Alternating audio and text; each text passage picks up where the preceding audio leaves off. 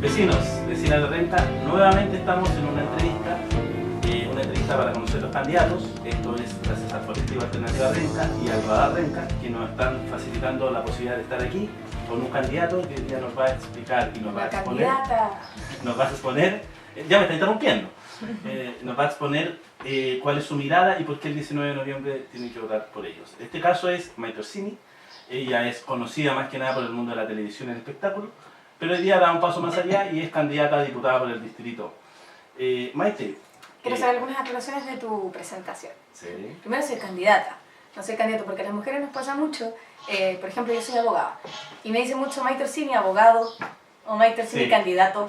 Presidente también. Porque, claro, son rubros que históricamente han sido de los hombres, pero hoy día las mujeres estamos tomando ese espacio y nos gusta que nos reconozcan como candidatas o como abogadas, a pesar de que haya sido un rol histórico de los hombres. Entonces, soy candidata.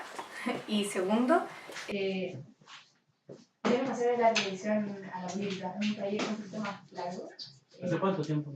Siglos. De este paso. No fue un paso desde la televisión hacia la política. No dejaste de hacer televisión y empezaste a hacer televisión. No, que vienen son distintos pasos, claro. Yo trabajé en televisión desde los 6 años hasta los 20. Mi madre, que es actriz, mi mamá soy hija de una pareja de adolescentes. Mis papás me vieron a los 16, 15 años. Y mi mamá es actriz también. Yo también muy trabajadora, ya no soy actriz en realidad, pero oficié de actriz harto tiempo. Entonces ella tenía, no sé, 22 años, yo tenía 6. Y yo la acompañaba a grabar a ella acá.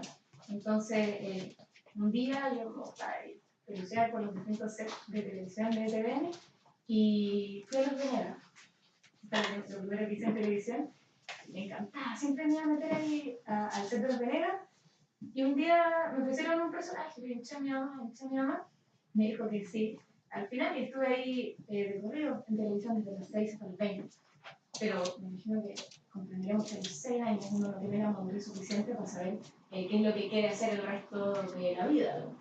Entonces, ya más o menos a los 20, me di cuenta que en realidad no era lo que me hacía feliz. Trabajar en televisión o el mundo de las artes en general. No era mi vocación y yo quería estudiar. Yo quería ir a la universidad y quería ser abogada. Así que la primera decisión que tomé fue dejar de trabajar en televisión y entrar a la universidad a estudiar Derecho. Sin todavía ni pensar en la política. Esto fue a los 20, fue el 2010. Y el 2011 fue un año bien importante para mi generación porque fue el año de las movilizaciones estudiantiles. Sí. Y yo estaba estaba ya en segundo año de universidad y junto a mis compañeros me organicé, salí a marchar, fui a las calles y me di cuenta de una realidad que yo no había visto en mi vida, y era que había muchos jóvenes o mucha gente de mi generación que lleva hartos años organizándose para cambiar las cosas que eran injustas. Y como yo no soy de esas mujeres que le gusta quedarse al lado del camino mientras las cosas pasan, decidí involucrarme también. Y decidí participar y militar. Fue la primera decisión que tomé. Pero no sabía muy bien dónde militar.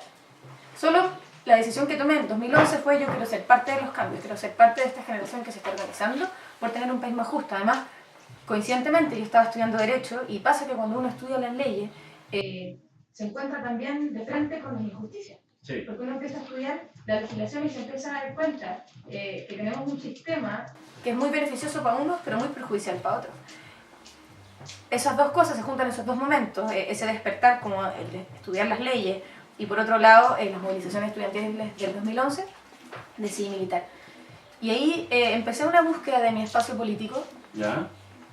Pasé por varios lugares hasta que fue el 2013 en la campaña del Giorgio que me encontré con Revolución Democrática, que era un movimiento muy chiquitito todavía, era una semilla de movimiento político, y me encontré con este grupo de jóvenes que se estaba sacando la mugre por levantar a su candidato, que era el Giorgio, y dije, este es mejor. Tú dices que tuviste una búsqueda. ¿Esa búsqueda sí. ¿Dónde estuvo?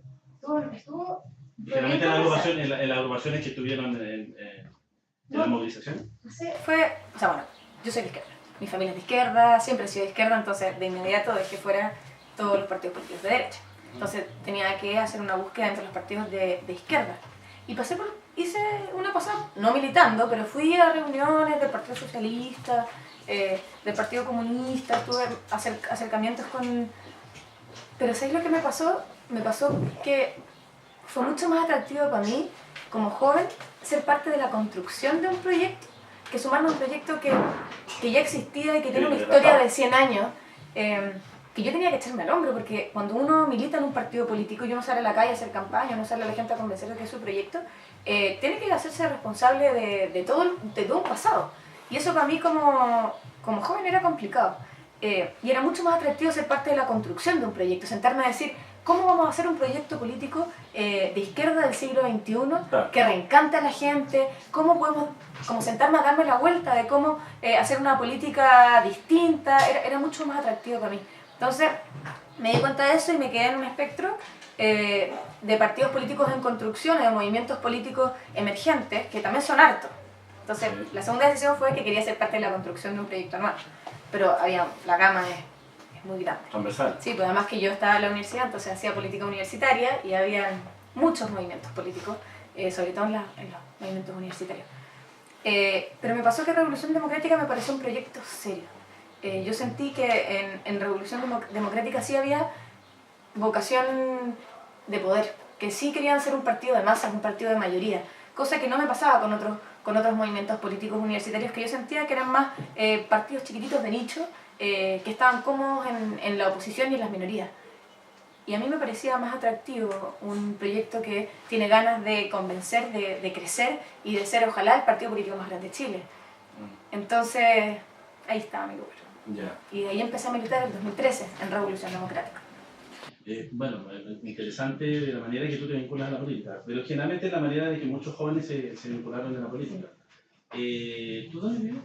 Yo soy vecina de Huechuraba, nacida y criada. Sin embargo, hace como 1 año y medio, cuando empecé a trabajar, me fui a la casa de mis papás y me fui a vivir a una comunidad con compañeros de mi partido a Ñuñoa. Ñuñoa. Sí. Y ahora estoy dejando la casa y vuelvo a la casa de mis padres porque ya no tengo más plata, porque ser candidato a nosotros no nos financian ni nada, entonces vuelvo ahora a la casa de mis papás por un tiempo hasta que pueda arrendarme algo para mí. Muchos de los candidatos que hemos tenido aquí, muchos de los candidatos también que a través de la historia de las candidaturas, desde la posición de izquierda que tú te defines, han sido desde los movimientos sociales, incluso desde los territorios. No hay una contradicción en ese aspecto. ¿Por qué te lo digo? Porque muchos candidatos en el caso de Renca han sido de la comuna de Renca, han sido quienes han llevado una lucha, en el caso muchos lo llamaban incluso a la anterior administración municipal, a la dictadura, en el caso pasó de Conchalí con el anterior alcalde que tenía una vinculación con la alcaldesa de Renca. Entonces, yo soy fundadora del Comunal Huechuraba. Entonces sí tengo un trabajo en mi comuna de años. Pero eso también tiene que ver con la decisión de hacer crecer un partido político o con la necesidad de hacer crecer el territorio de manera política para que pueda defender sus potenciales. Cuando yo llegué a Revolución Democrática... Porque hay una diferencia en ese aspecto. Sí. Cuando yo llegué a Revolución Democrática, era un movimiento político muy pequeño, que tenía sobre todo sus bases fuertes en Santiago, que era la comuna donde estaba Giorgio, en Providencia, donde habíamos disputado la municipalidad con la Josefa Errázuriz, y Ñuñoa, Providencia, Santiago. Ahí estaba fuerte. Y era chiquitito, tenía 1 año de existencia. Y yo vivía en Huechuraba, pues yo dije, escucha, a mí me gusta hacer, porque en RD hay distintas formas de militar. Están los frentes de acción política, están las comisiones técnicas y están los territorios. Y a mí me gusta hacer política en los territorios. A mí me gusta el trabajo con organizaciones sociales, a mí me gusta el trabajo en la calle. A mí me gusta ser candidata, por ejemplo. Yo lo paso bien conversando con la gente.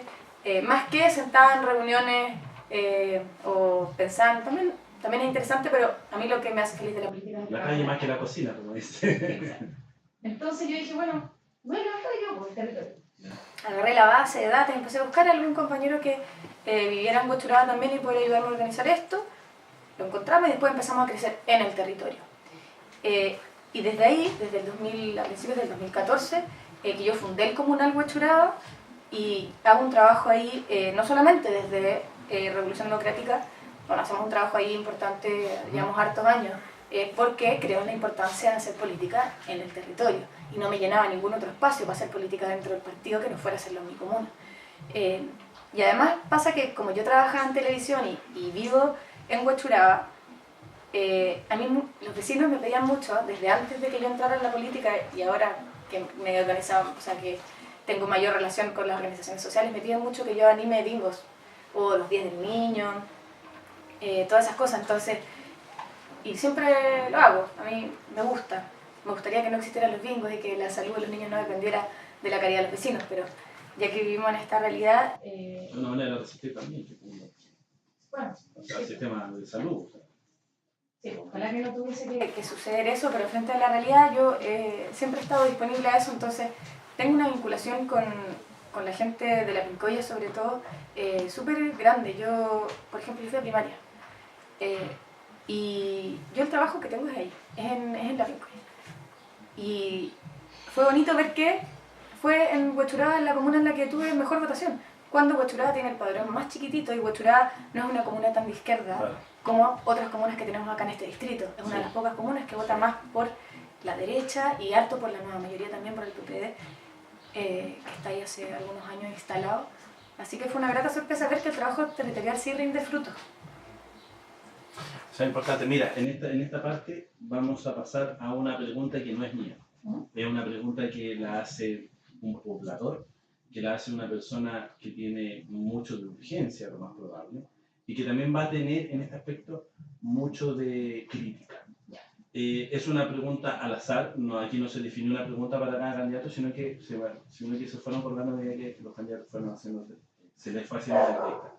Así que te invito a escuchar y a ver la pregunta de un poblador de la comuna. González, soy representante de los centros calisténicos de la Vía Gestión. Nosotros queríamos hacer una pregunta a los candidatos. ¿Por qué nosotros tenemos que autofinanciarnos nuestros implementos motivacionales del deporte y no los gestiona el gobierno o nos facilita la ayuda para poder hacer más fácil la instalación de luz propia, porque tuvimos que instalar nosotros, el centro calisténico, todo el centro es costo de nosotros? ¿Qué podrían hacer ellos para facilitar nuevos centros deportivos en el centro de Santiago, a lo largo de Chile? Se refiere a deportes que no son masivos, o que no son de, no sé, como fútbol, como tenis, que tienen un mayor presupuesto o que tienen un mayor apoyo de los auspiciadores. Y también es parte por otra vez, no tiene que ver con eso. Bueno, primero que todo decir que a mí me pasa mucho en las ferias, me pasa todos los días, me imagino que a todos los que estamos haciendo campaña nos pasa, que la gente nos dice, no, que si sabe que vienen siempre cada 4 años, prometen y no cumplen. Y yo no quiero que en 4 años más la gente me diga, tú me prometiste cosas que no pudiste cumplir. Primero, hay que explicarle a la gente que la labor legislativa, que la pregunta que hace el poblador, no tiene que ver con la labor parlamentaria, sino que es mucho más del consejero regional, o de la municipalidad, o del consejo, del consejo municipal. Que son ellos los que ven el tema de los financiamientos y las platas, no así los legisladores. Sin embargo, yo voy a dar mi opinión personal, como Maite, respecto al tema, sin comprometerme porque no depende de mí. Hay varios temas. Primero, en cuanto al deporte, nosotros tenemos hoy día una constitución que señala cuáles son los derechos que tenemos todas las personas. Sí.